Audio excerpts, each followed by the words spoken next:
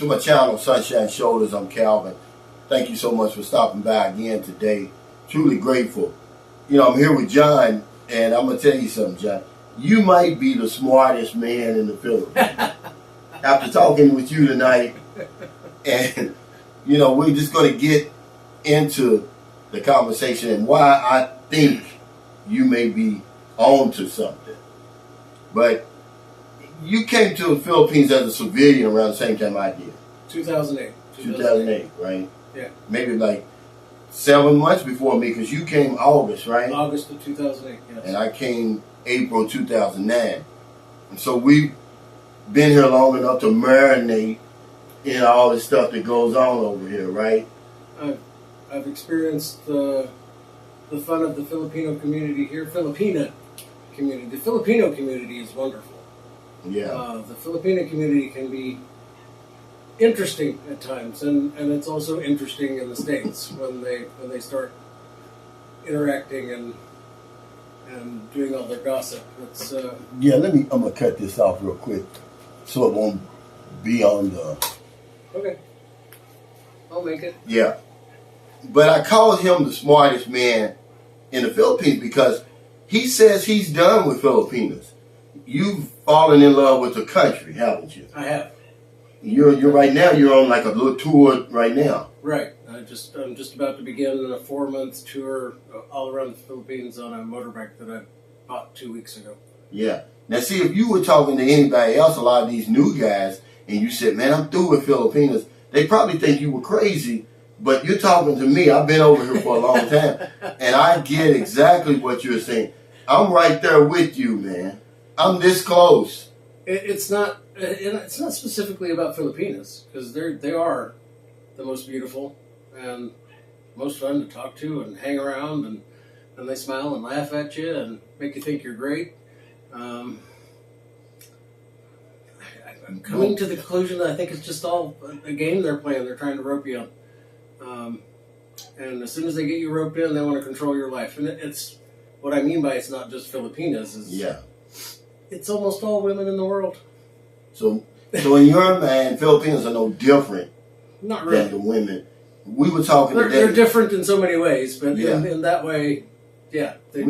We were talking at dinner today, and I said, you know, one thing guys don't really understand about women here is they think that they're running away from unrealistic expectations, when in fact, Filipinos have some unrealistic expectations for foreign men over here. Absolutely. Do you agree with that? Yes. It's almost like you really can't live up to them, guys. You have to be perfect. Otherwise, you know, you're either going to be, you know, pussy whipped. You know, you make a lot of concessions to stay with them. Right. Concessions, okay. Yeah. So what you're asking doesn't sound like it's all that unreasonable, but then it's like it's all the time, and the demands keep increasing. In a way, my ex-wife, I guess we can't say they're all that way. She was not demanding in those ways. My ex-wife was divorced from a Filipina 7 years ago. 7 years ago. So how long? When did you get married? I got married in 2008. You got married in 2008. October 2008 through June 2015. So did you get married here or over there? I got married in Davao. Okay, so you got married there. So what did you do? The spousal visa? I did both. I was using a guy named, well, you don't need to know his name. He's still doing it. Visa services. It was inexpensive. I just wanted to make sure the paperwork was done right, and it was. But you can file both the spousal and the fiance visa at the same time for no extra cost. Oh, wow. And there was a difference of like 3 or 4 months. That's right. That they were predicting in the timing. Yeah. As it turned out for me, the fiance visa came through first, and I went ahead and said, okay, let's go for it. But once you accept it, it's done. Like 2 weeks later, the spousal visa came through. Yeah. And I wished I'd waited for the spousal visa because there's less fees. You don't have to do the adjustment of status. There's a lot of paperwork you don't have to do on the spousal visa. Which is not what you wanted to talk about tonight. But that's okay, you know, because there's somebody watching here that's interested in that. That's information I didn't know you could do. I thought you had to do one or the other. I know that if I would have got married here, I'd have went on and did the spousal because the good thing about that is once she gets to the States, it takes a little bit longer, but the green card's waiting. You don't have to do all that It's other like stuff. 3 weeks after you land, the green card comes in the mail, and everything's done, But- and you don't have to do but that that's when, 2-year you know, adjustment of status and everything else. That marriage didn't work. What ultimately happened in their marriage? 'Cause we don't have to go through the whole. Let me condense this a little bit. I mean, but She was much younger than me, and honestly, I didn't expect it would last. She had, we have a daughter, and I wanted to get her to the States. yeah, So the first 2 or 3 years, I was like, any day now, this young, beautiful lady is going to leave me. right, We got to year 4. I'm like, okay, this is all right. And about year 5, I fell in love with her. yeah, And that was the happiest I had ever been. yeah, I mean, literally, I had never in my life been able to say I was truly happy. And I was about 3 months before I found out she was cheating. wow. I was telling my daughter, you know, I'm happy now. I'm content. So you were in love with her, but she fell in love with somebody Right. else. I kind of left some stuff out there for the first 2 or 3 years, all that stuff. But she was very young, and I wanted to allow her to go out with her other Filipino friends, other married ladies. Yeah, Then she started working in an office, which was all young ladies, 24 to 26, and they were going out partying all the time. And I think she started feeling like she was losing her youth, her chance to have fun. And things went south pretty fast after that. yes, She found a guy who could dance, and yeah. I can't dance. You can't dance. He can dance. But And she fell in love. And she fell in love with him. I found out about it. I was devastated. I asked her, is there anything we could do? Could we go to counseling? She wouldn't go to counseling. She was in love, and you can't fight love. Yeah. So and he could dance. he could dance. So that's a double whammy right there, right? Now, was he younger than you? Yeah. Yeah. About 15 years younger than me. Yeah. But you said something that was kind of profound to me. You said the only thing stopped you from killing yourself Was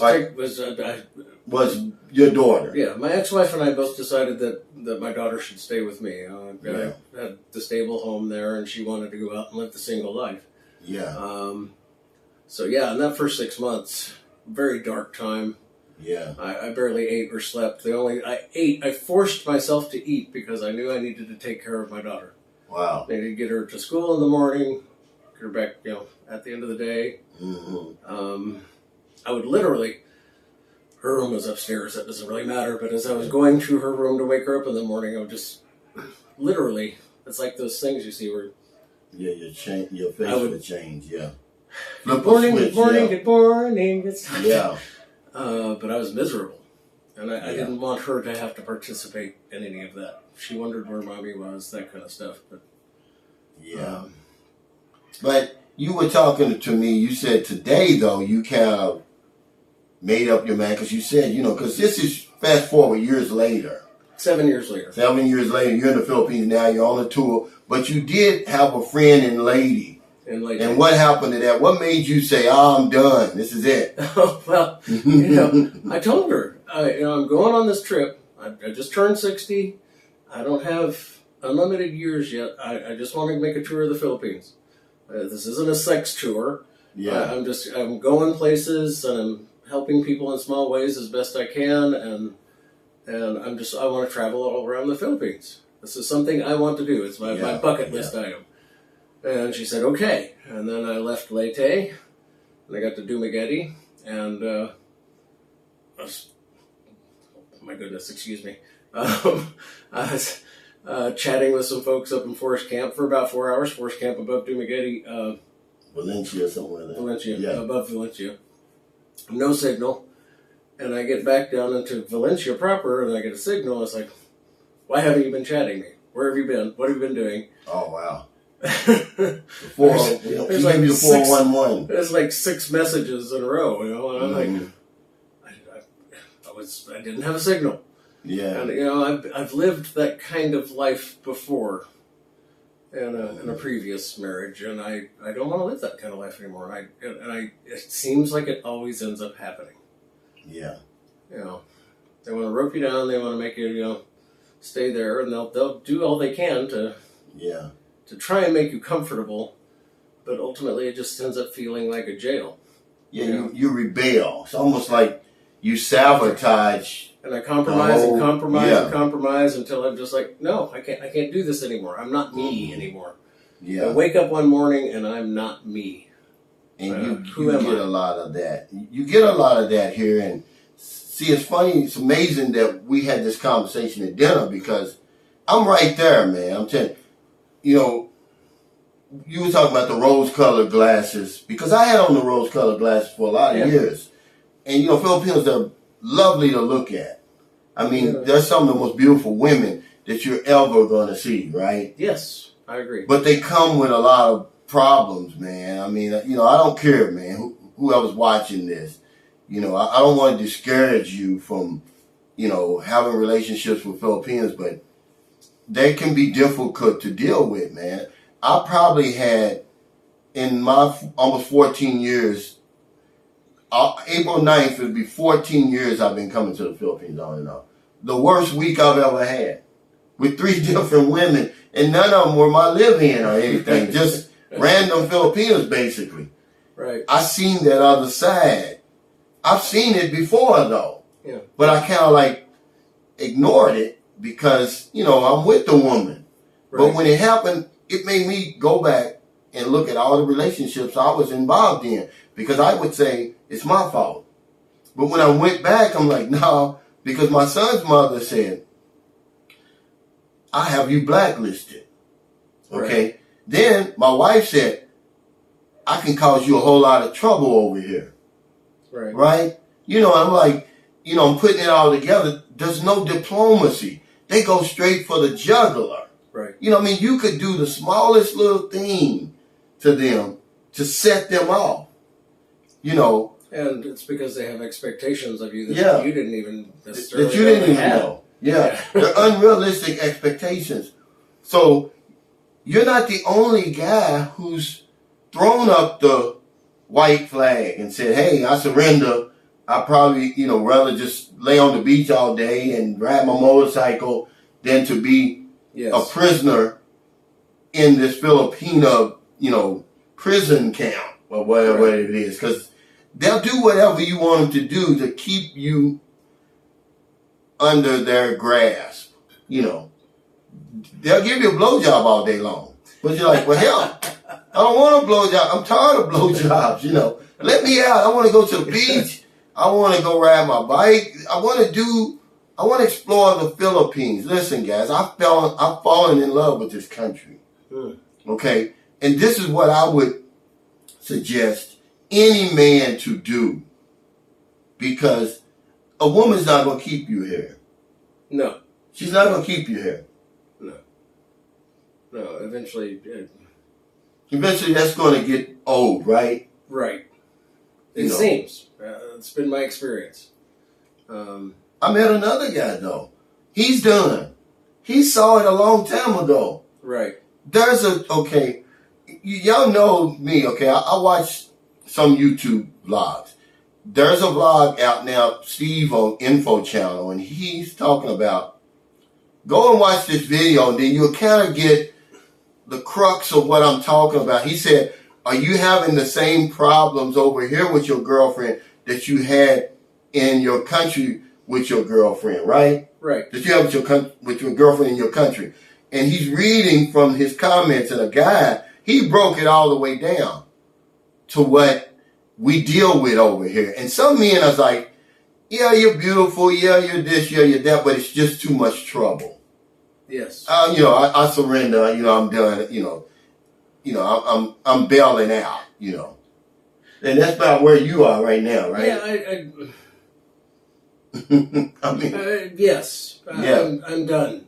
At this point, I'm not so driven by hormones as I was 30 years ago, and I can get my satisfaction when needed in other ways without having somebody telling me, what are you doing up in the middle of the night having a cigarette? Why are you watching TV? Come to bed.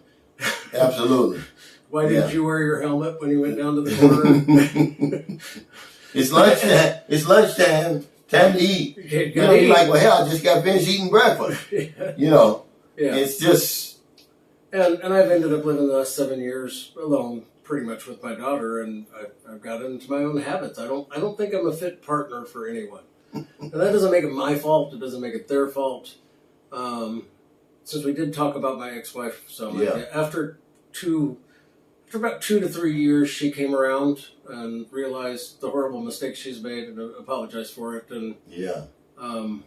And she's very involved with my daughter's life now. But it's too late. We were talking about that. It's like, well, there's no going back. She's evolved into the woman, a good woman, and somebody else is going to have her. Right. But you. That's the way I feel about my wife. Even though we didn't split up under bad terms, she's evolving into such a great woman. The woman that I deserved, but I'm not going to have her. Somebody else is going to have her. It just doesn't seem fair. So, I don't know. Maybe we're catching them at the wrong time. I don't know what it is, but I'm this close to being where he is and where a lot of these other men who are waking up over here like, man, is it even worth all that you have to go through to have a decent relationship? Is it even worth it? Because a lot of the guys that I talk to, they're whipped, man. They're pussy whipped. Period. That's the reason why the woman cannot do any wrong. They put her on a pedestal, and as long as they keep kowtowing and, giving her way, they're not going to see that other side. I see them writing messages on the expat groups on Facebook, and it's like they're doing anything they can to keep from pissing her off. That's right.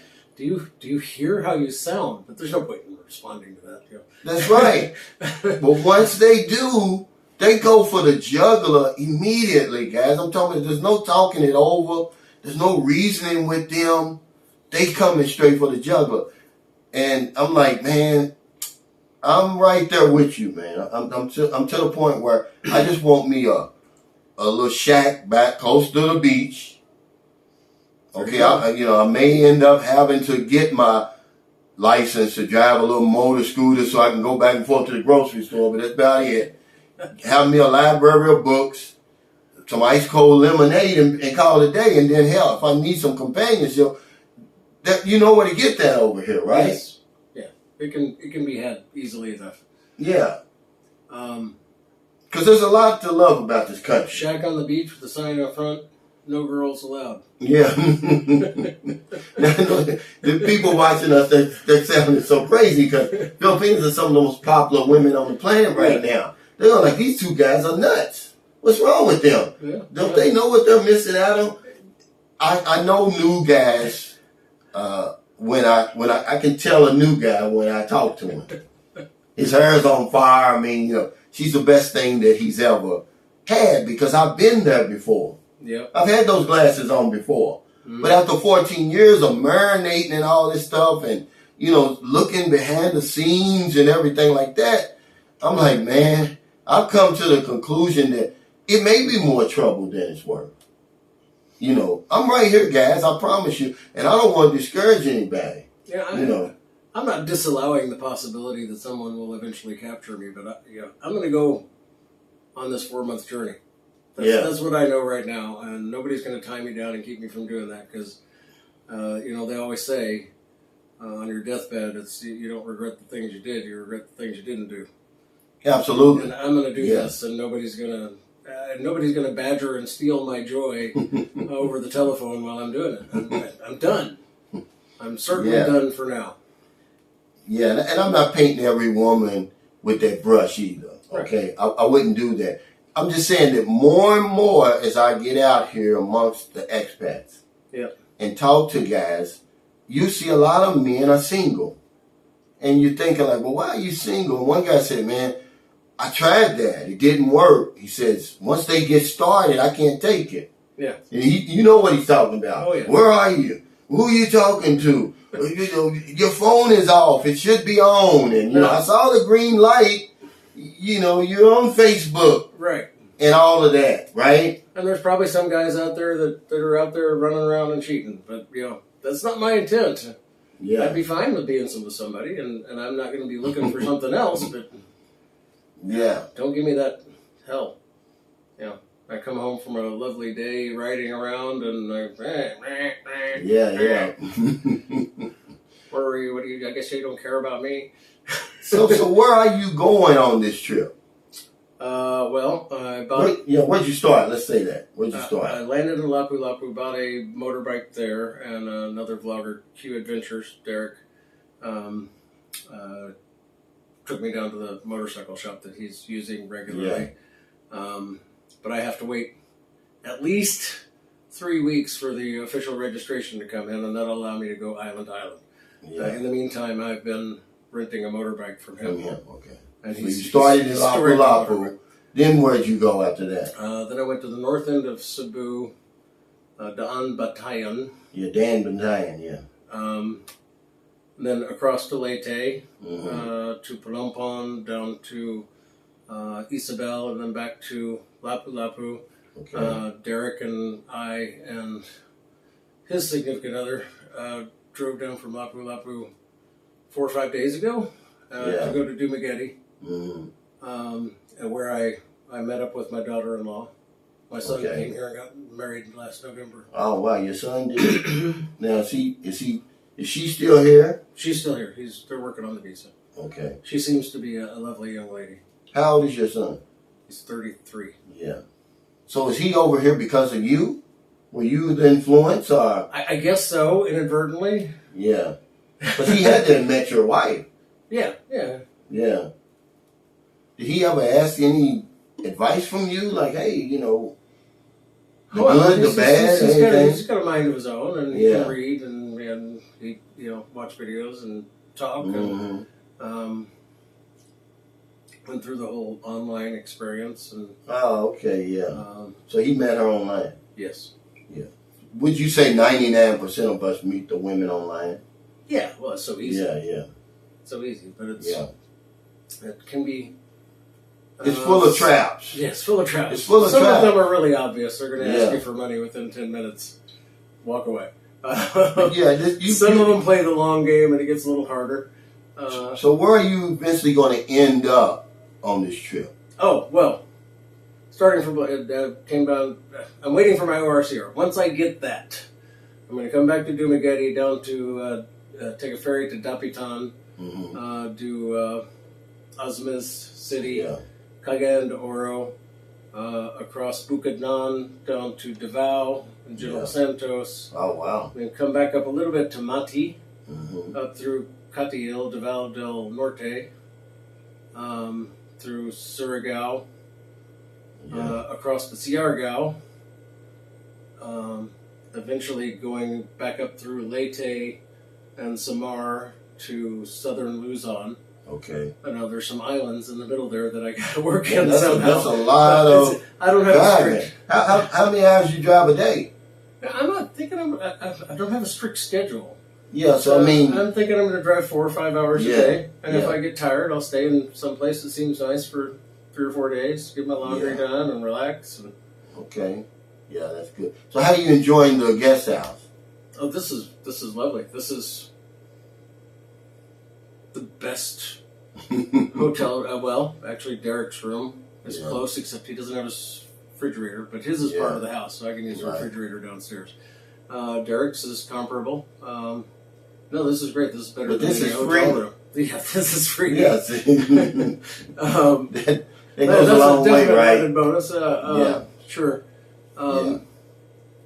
Best better than any hotel room I've been in, but I've not been. I'm not going to the Ritz-Carlton. Yeah, me either. Where are you from over there, by the way?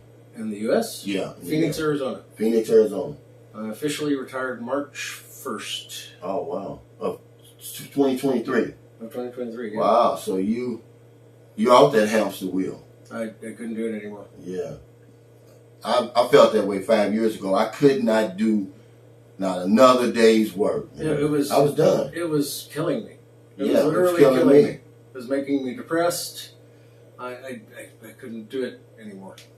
And see, this is what I couldn't get over to my Filipino wife. See, try explaining that to a 32-year-old, which she was 32 years at the time. Right. That, hey, I'm done.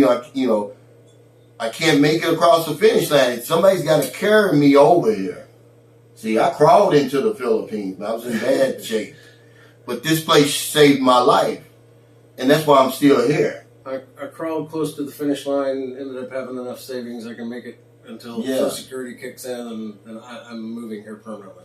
Yeah, I don't blame you, but I love this country, man. It's got everything I want. I love the weather. I love the beaches. The people are just so welcoming. They're so warm and welcoming. But yes, I had gotten to the point a long time ago. You can look at my videos where I tell you, man, don't come over here for a woman. It's not about the woman here. That's not what makes this place. No. If you find a good one, fine. They're great. Okay? Because they're beautiful and everything like that. But that's not what's going to keep you here, man. It's probably what's going to make you leave. It's not going to keep you here. It's just so much to do here, man. And every time somebody comes over here, I just seem to have more and more in common with them. And I couldn't be any more different than you, but we've got a lot in common. When you told me how you felt about when you was leaving your job, like, man, I couldn't do it anymore. It was killing me. That's me talking. Yeah. Yeah. And I'm from Louisville, Kentucky. Hell, you're from Phoenix, Arizona. You know. Oh, it's the same everywhere over there. Yeah. I mean, it was tough on especially for guys that are getting a little older. The companies, the whole culture is changing so much that it's... Yeah. It's... yeah. And they're bringing in younger people for less money. Yeah. And the insurance is a young man's game anyway. Because you got to be out there hustling. See, I started out late. I was 42 when I started into the business. Right. Well, actually, no, I was 40. That's old. But, you know, I just was like a phenomenon in there. Not bragging or anything, but I just had some extraordinary things come together in order for me to be successful in that business. Yeah. Because that's a young man's game. But by the time I was 55, man, for the level of work you have to do, I would have to say so. We can have this conversation later. Yeah, let's continue. Right. But I just wanted to kind of, I'm glad you let me interview you, because a lot of guys, man, when they come here, they don't want to share anything about their lives. I think it's important. I've got nothing to hide from. I've got a. I've got the story. 2008, got married and divorced 6 years later, and ultimately, I had a couple of really dark years. Yeah. But you had some my good daughter years carried through it, right? But and in the end, I feel like I won. My daughter and I are so close. Yeah. And my ex-wife and I are close friends. Yeah. And we cooperate really well together. She's, my daughter's with my ex-wife right now, But that is a risk. When I did a video, that is a legitimate risk. Yes, that young lady that you take over there may run off with somebody else. Yeah. Because that's what happened to you. Well, it's just human. It's the human condition. Right. They may not have it planned. That might not have been their idea from the get-go. Some of them it might be. Yeah. I've heard of many cases, secondhand, where they get off the plane and they're already gone to some other guy. Well, one good thing about making that decision to bring them over is you're going to know what you got pretty soon. But at the same time, Filipinos can wake you out. Y'all were together for 6 years before you found out. Yeah. Well, so it had been a recent thing. But I mean, as far as I know. Yeah, but I mean, she must not have really been in love with you as you probably thought she was. For her to just all of a sudden fall in love with somebody else. For it to switch like that. John Travolta, basically, the dancer, and he's not even half the man you are. That's what you found out. Yeah. But he's a damn great dancer. See, this is the mindset of younger people. Yes. But now years, fast forward so many years, and she's like, oh, I made the worst mistake of my life. Overstate. Well, I'm just saying, She agrees it was a mistake. Yeah, she agrees it was a mistake. But yeah, thank you. I'm going to get out of here, John, let you get some rest because it's been a long day. He drove all the way from Darwin. Yes. Right? We had the Darwin beach cleanup yesterday. Did you stop? Yeah, I stopped in that completely. I stopped here and there. Yeah. Sometimes I'm under a shade tree, have a drink of water. I wasn't in any rush. I could have made it quicker. Well, I'm going to upload this in the morning. Okay. So I'm going to do my spiel as if it's in the morning. Okay. I don't get to hear it right now. Yeah, I'm going to do it now. Okay. If you're in America, it's getting late. Before you let your head hit the pillow, please find somebody to help. But if you're on one of them late grocery runs, beer runs, weed runs, you're just getting off second shift, or you're on your lunch break, you see somebody out in the street, buy them something to eat, buy them something to drink, give them a few dollars. If you're in the Philippines, it's late, but I'm going to upload this in the morning. We have the whole rest of the day to find somebody to help. He was helping people, right? And you said part of the goal of on my trip of being over here. But you said the same thing I did. When you go out and intentionally help people, sometimes it blows up on you. Oh, right? yeah. That's why I invented the spin wheel. Yes, the spin wheel is a great idea. It's a great idea. Yeah. Help people. But help it's better to make it somewhat anonymous. That's right. The spin wheel is never wrong. The waiter today for us, he was the winner. Right. He was one of the winners. And he's not coming up asking you for money. Yeah, right. See, he was happy too. Because if I don't know anything else, I know this one thing for sure. We help other people, we help ourselves. Take care, stay safe, stay COVID free. I'll see you next time. Live by it.